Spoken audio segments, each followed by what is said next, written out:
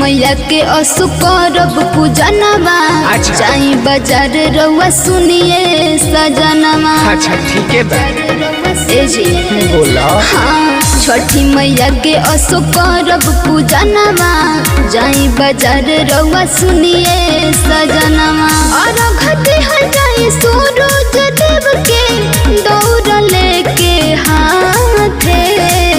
पहिला बेरा आइल बारू छठी घाटे धनिया होलुगा धला माथे धनिया होलुगा धला माथे डाला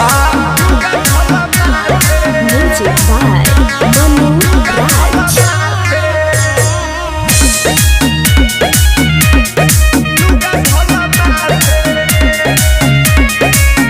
सुनिए सैया बात हमरो बुझाला जुटल बा सभे इहा टोला मोहल्ला।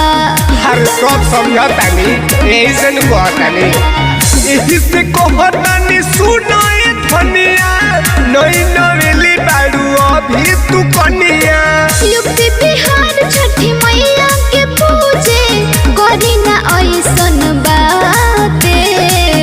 पहिला बेरा आइल बारू छठी घाटे धनिया होलुगा धला माथे धनिया होलुगा धला माथे।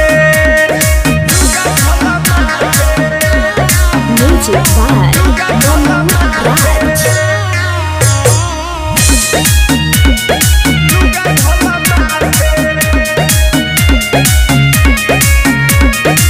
छठी मैया के देखी सगरो लहर बाटे होत पुजाई देखी ना घर घर बाटे।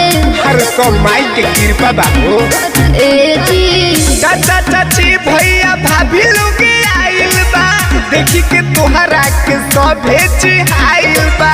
नीरज पटेल मनोरंजन जाई है दौड़ लेके माथे। पहिला बेरा आइल बा